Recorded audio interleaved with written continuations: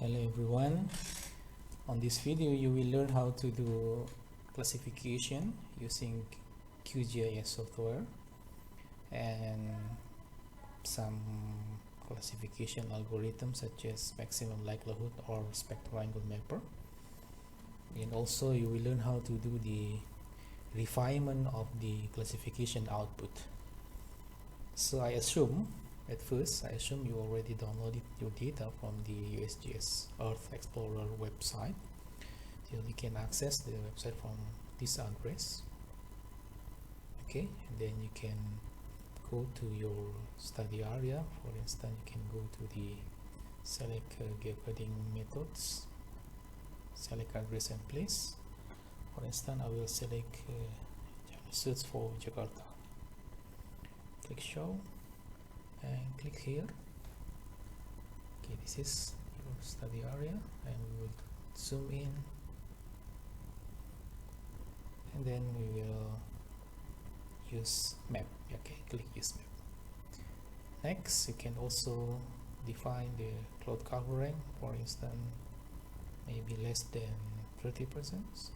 Okay, and then you can go to the dataset, select the Landsat and check on the Landsat collection 1 level 1, Landsat 8 OLI TIRSC 1 level 1, and click result. Then you have to wait for a couple seconds.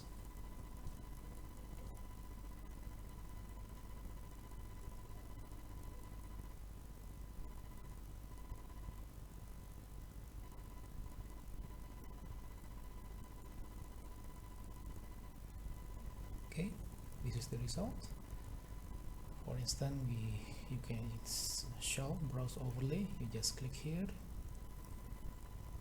then an image will appear like this. If you feel satisfied and you feel this data is in good quality, you can just click on this button, download option, and then you can select the bottom one. Yeah, download level 1 geodiff data product. This is the raw datasets. The other one is processed datasets. Okay, we close this one and we close also this website. We go to the QGIS. So I assume you already downloaded your data.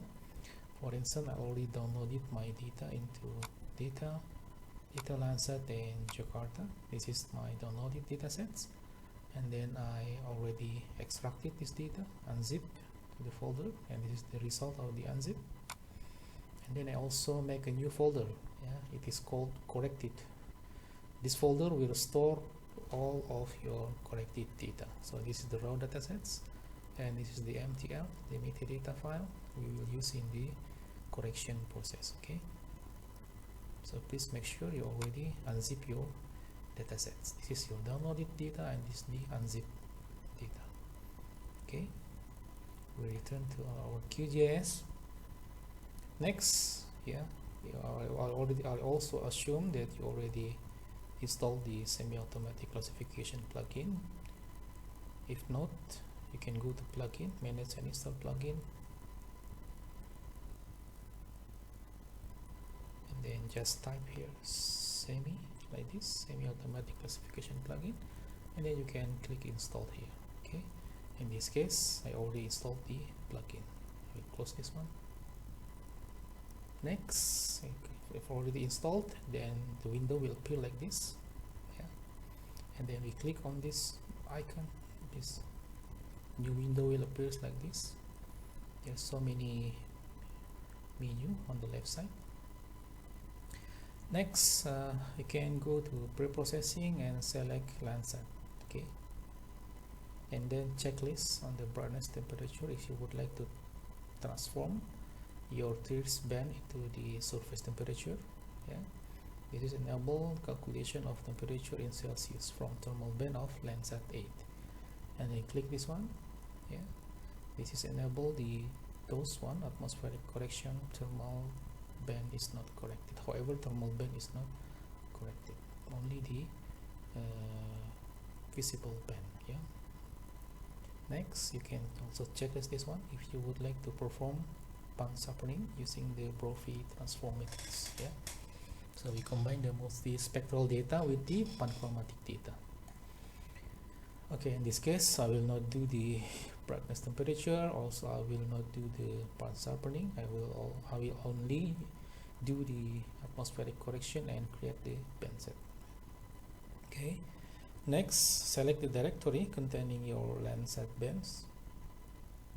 This is your extracted data. Okay, this one, and then you can just select folder, and then list of the bands will appear here. So there are 7 bands from band 1 to band 7. Next select the metadata. Okay, click on this icon, open a file, and then select this file and click open.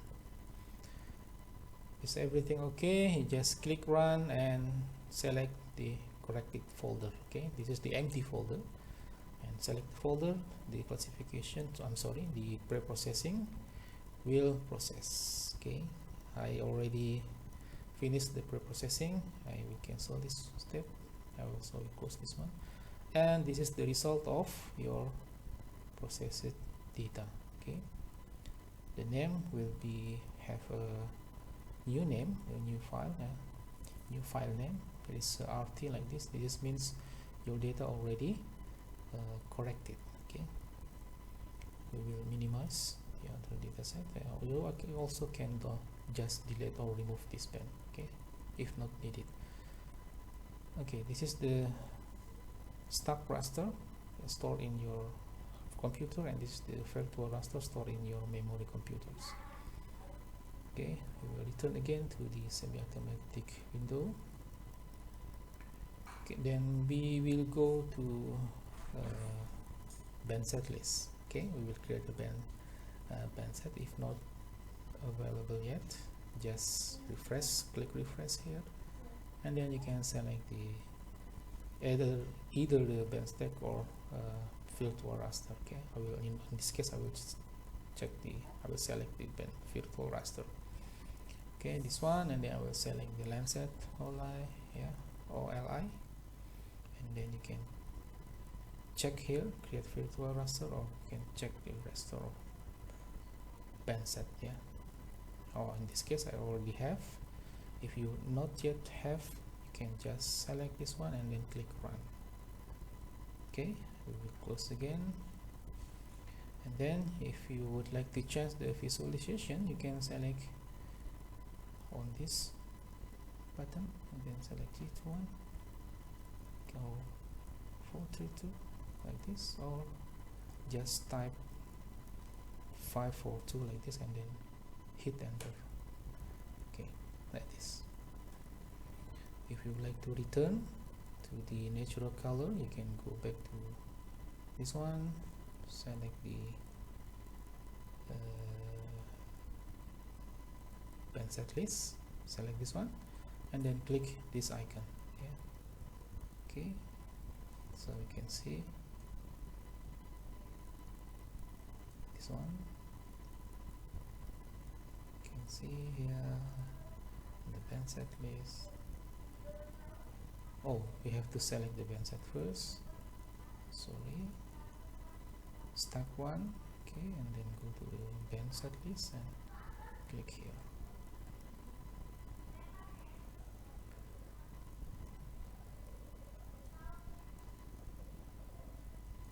Okay, like this. This is your already enhanced. Yeah, the visualization is already stretched. Yeah. Okay, next we will select the area of interest as a data training for the supervised classification. Okay, at first we can go to this button, training input, and then we have to create a new training input. Okay, just select this one. I already have. If you don't have, just type IOI. Okay, I will delete this one. Okay, just type AOI. Okay, click save, and then go to this one. There there are two features, two ways to create the data training. The first one is using the create a Roi polygon. This is a free polygon. You can freely draw the polygon, and then this one is active Roi pointer automatically select the pixel with the same numbers, okay, with the same spectral value. We will use this one to create a Roi polygon, and then we will go to water. This is surface water, this is lake, and then click this one. You can make a polygon freely like this. Then there are a column here. You can fill the macro class name. For instance, this is water, and the class name is lake. Okay, and then click this one, save temporary array to training input.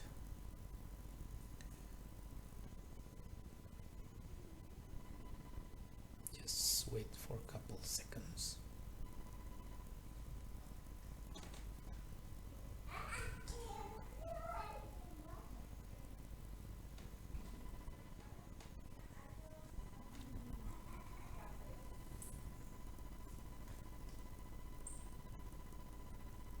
Okay, next we can check the signature, or we can change the color of the water. We will make it blue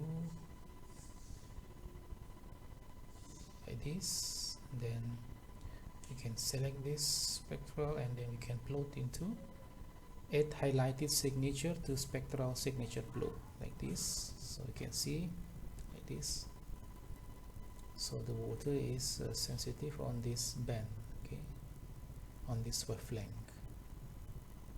Okay, we will close this one. Okay, next we will create another class, another data training, still water, but this is for seawater. Okay, we will use another symbol, another button on this one. We will check what is the difference. Okay, just click this one and then click on the seawater. So automatically they will calculate the same pixels values like this. Okay, and then we make the macro class, the class ID 2. This is C, and this is the result of our data training for the seawater. We can change the color here, and then we can plot into the highlight signature for the spectral signature plot. So you can see the seawater is sensitive on this wavelength. Okay, this is the differences. Okay, we can also check on this icon to calculate spectral distance. These two water, or for the lake water and the sea water. Okay, the similarity is around 86%. Okay, we close this one, and then using the same methods we can add another data training. For instance, this is for urban. Okay, for urban we use this one, activate ROI pointer, and then click on this location, and we automatically they will select the similar pixels, and we just click save again, save temporary training output input, and then you can change the color, and then you can plot into the spectral signature. This is the differences. You can zoom out, you can also drag up or drag down. The urban built-up array is sensitive on this wavelength. So this is the differences. Okay, we will check another. We can make another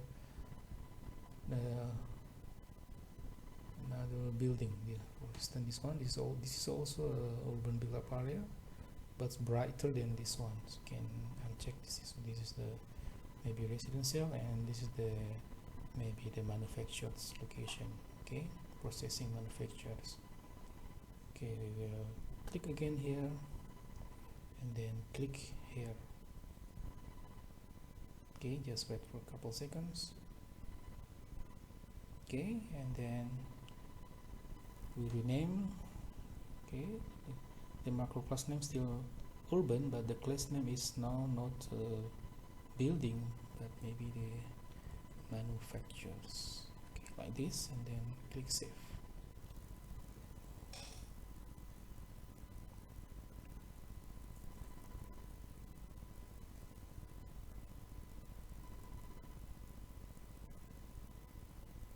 Okay, just wait for a couple seconds.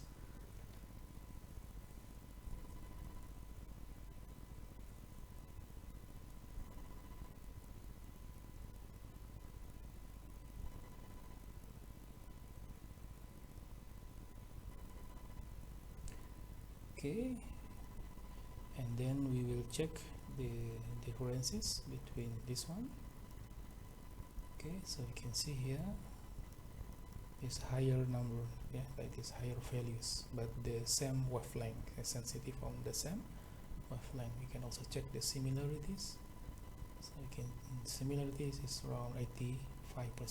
Okay, we close this one, and let's make another ROI for data training. We will make another macro class name, for instance vegetation.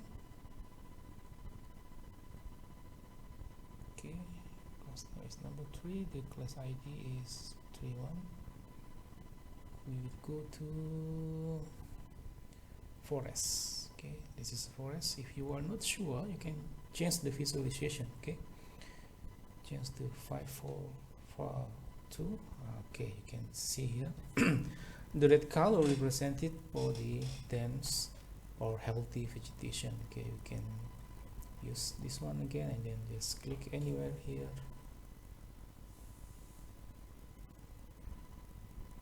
Okay, we change the class name into forest like this.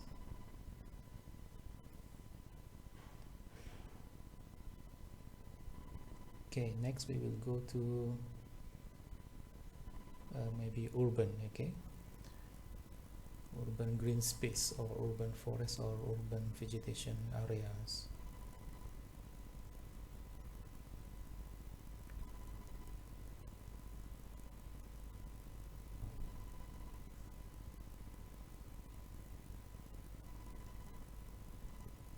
Okay, we will go to maybe this one. Okay, okay, this particular location, this is the urban forest. But before that, I would like to change the color of the vegetation, maybe dark green like this. Okay, so now we have a signature for the vegetation of urban forest, urban forest of vegetation, and then you can add here another signature for another location. Okay, and next I would like to show you the tricks to do the classification faster. So we do not need to classify based on this data. This is the old data set. This is the old data sets. Okay, if we do the classification based on these data sets, the classification will be too long. So we will do classification faster. How to do it? We can clip the data using the raster extraction and clip raster by mask layer. Select the data, band 1, maybe band 2, from band 2 to band 7, because we only need band 2 to band 7. Okay, select band 2, and then the mask layer is the file boundary, maybe the administrative boundary, and then you can scroll down, save to file. Okay, like this. I already have all my bands clipped here, and then give name, and then just click save. Okay, if already finished, you can just click run. Do all the same thing from the band 3 to band 7. Okay, I close this window. Next, we create a band stack raster and band virtual raster. How to do that? We check band 2, 3, 4, 5, 6, 7. and then we go back to this button, and then you just click the band set here, band set, and then click refresh. You have band 2 to band 7 here. Select, hold the shift on your keyboard and then click like this. If you already have this one, like this one, we delete this one. Okay, I will show you how to delete all. Shift, okay, like this, and then reset like this. Okay, and then it's already selected, and then just click on this button. Okay, select, don't forget to select Landsat 8 OLI. Okay, and then check this one and check also this one, and then click run. After that, you will get the band virtual raster like this, and also a band stack raster. Next, you can create, go to the band set list, select this band set list and click this button. Okay, like this, and then you will create like this one. You will get virtual band set 1. Okay, we can modify the visualization like this. 3 to 1, this is 4 3 2.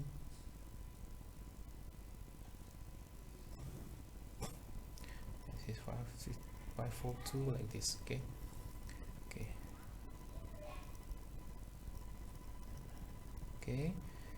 Next, we can do the classification.